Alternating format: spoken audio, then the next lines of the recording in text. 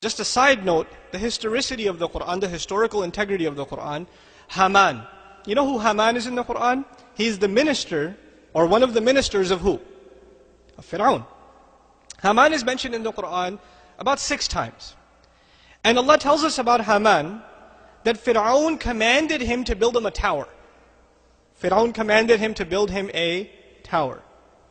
Now, is there a mention of a Haman in the Bible?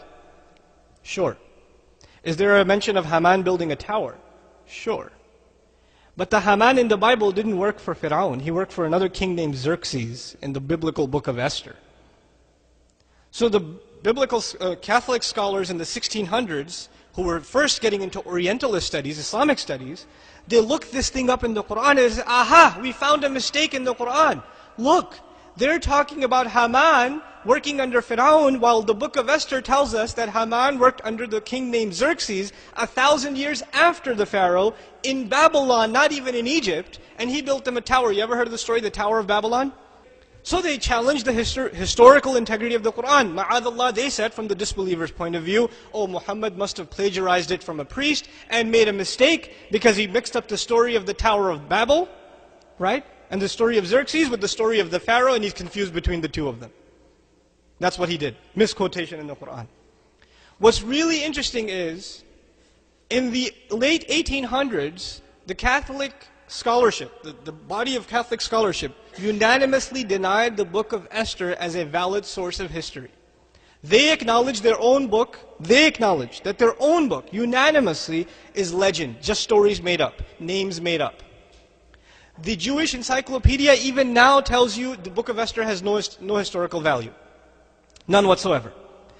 But then it remains, this one question remains. The Quran tells us that this Quran tells Bani Israel about the things that even they disagreed in. Even they disagreed in some stuff, and this Quran tells them. This speaker is giving this to you. He can't be the speaker then. This knowledge is coming from somewhere else. Now check this out.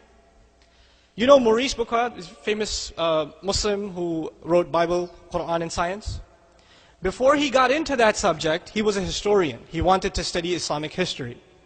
When he came across this problem presented by Catholic priests, he did a little research. You see, what happened in the late 1800s was the Egyptian hieroglyphics were now being revived as a language, because hieroglyphics had died. About almost 2,000 years before the Prophet ﷺ, Egyptian hieroglyphics had died as a language. And they were revived by German and French scholars. The study is called Egyptology. They traveled to Egypt, they studied the hieroglyphics, and they developed a scheme of spelling those images and turning them into pronounceable words and all this stuff. Okay? It started about 120, 130 years ago. So they got into this study. And they made documentations of who the ministers that are mentioned in the documents of the Egyptians, what their roles were, etc., etc. Maurice travels to France, goes to an Egyptologist and asks him, by the way, in your records, did you see any name Haman? And he says, well, I wouldn't know, you have to go to Germany, but where did you get the name Haman? He said, well, there's a messenger, a man who claims to be a messenger, in the 7th century, who says that there was a minister of Pharaoh, whose name was what? Haman. And he told him to build a tower. He said, that's impossible. Nobody could have had access to any names from that time, because the language has already died at the Prophet's time for how long already? 2,000 years.